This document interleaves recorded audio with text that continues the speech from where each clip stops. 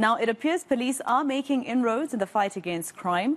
This can be attributed to more intelligence and more officers on the ground, both contributing factors to evidence-based policing, which experts are calling for more use to combat criminals. It makes use of police intuition and experience to lead to policing efforts. For more on this, I'm joined by criminologist Guy Lamb. Mr. Lamb, thank you very much for your time. Now, when we read what your thoughts are on, evidence-based policing, we also saw that you mentioned, for instance, the group of law enforcement that was hired by the Gauteng government. Is that also helpful? Can they assist with evidence-based policing? Evidence-based policing is all really in the way in which it's constructed, because, police in South Africa and all departments that we have at the city level or at the national level that deal with the issue of policing and crime fighting and crime prevention, they adopt some form of kind of evidence-based approach. What the sort of method that's being promoted at the moment and globally is around a much smarter way of doing policing. So to understand exactly what the drivers of crime are, where crime is happening, who the perpetrators are, and then to develop interventions to deal with that. And it's about learning, what works, what doesn't work, and then adapt into the future so that you get better at policing and you can prevent crime and combat crime as appropriate.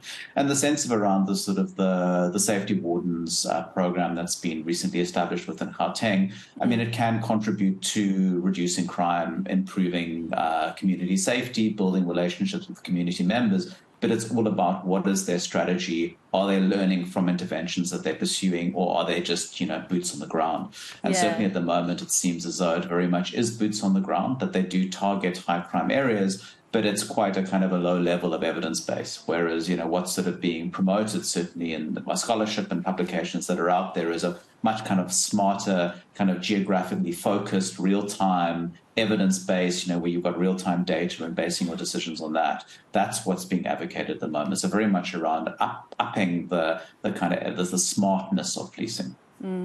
And, evidence-based policing, their mandate, I think, from history, right, is to look at evidence, even paper evidence, for instance, to try and formulate a hypothesis and link it, right, to who could be behind the crime, etc. Or is there more that they do? There's more to the kind of evidence-based approach, which is about, police typically just work amongst themselves and develop strategies amongst themselves. They don't often reach out to those outside of the police. There's sort of a lack of trust on that.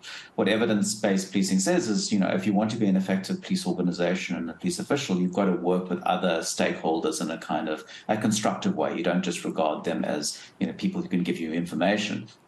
You've got to be working with academics, you've got to be working with community police forums and community leaders to figure out what are the problems, what's driving the problems, do we have sufficient evidence to develop interventions that are going to work? And when we pursue interventions, we need to, research them properly, scrutinize them to see what's working, not working. So the most effective evidence-based approaches you've seen partnerships between the police, between residents and between policing scholars who've kind of helped the police and determine what works and what doesn't work and come up with more scientific approaches to policing. All right. What about intelligence-based policing? Is this the same? Can it be linked? They're similar, but they are different. Evidence-based is one of the new sort of labels that's been put around. Intelligence-based policing is essentially around gathering sufficient evidence, analyzing the evidence to make your model that you're currently using better. Where evidence-based policing is to say we need to look for different ways of policing, and we need to be experimental in the kind of interventions that we use, and we need to look beyond conventional policing practices, and the sense of become a learning organization. And I think that's part of the problem that we have at the moment, is that because of the nature of the South African police force, police services being so large and national, it's very difficult for it to adapt. So most of the evidence-based policing that works and shows results is at a city level. And of course, we've got really good data from the US where their police are predominantly city-based. Of course, there's the FBI, which sort of has a national focus. But in South Africa, our police are national. And then at some cities, there is investment within law enforcement and metro police. And, that's, for example, in some cities, especially see in the city of Cape Town, there are attempts to do that. But of course, it takes, quite a bit of commitment from police management for the changes to happen. All right, so tell us, Mr. Lam, are we doing good in South Africa in terms of evidence-based policing? This is clearly something very important, especially with the type of crime that we find is prevalent in our country. It's still early days, but I think it's really important for large organizations such as South African Police Services, to change and evolve takes a lot of time and effort, and it requires a commitment. And what we are certainly seeing is a commitment from senior management to adopt some of the measures from evidence-based policing. So it's going to take time, but I think we are on the right track. There is a lot of kind of political will behind this, but of course one can't just focus on policing. One has to be looking at what are the drivers of crime. So, for example, the police have this integrated crime and violence prevention strategy, which needs to be launched, and I know it's on the minister's agenda, but I mean, that needs to be done in conjunction with evidence-based policing. Otherwise, we all have a limited impact route. And I assume that, if we have police who are concentrating on evidence, they'd be able to in turn help intelligence, foil a crime before it happens.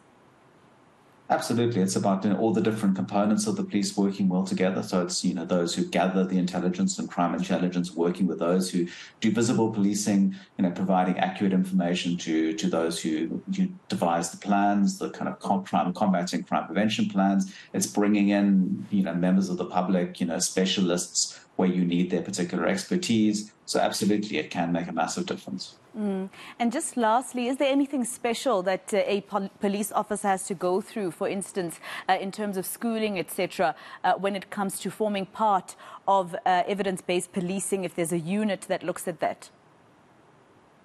Well, at the moment, there certainly isn't, but it is about, particular types of police officers who are going to be at the sort of senior decision-making level, because they're not just going to be specialists in policing. They've got to understand, how programs work. They've got to understand how evidence is gathered. They've got to, have the necessary skills and kind of behavioral competencies to deal with civil society and academics and specialists who can help them with this. So it is about an understanding around the importance of research and evidence gathering beyond crime evidence. It's about evidence about what works and what doesn't work.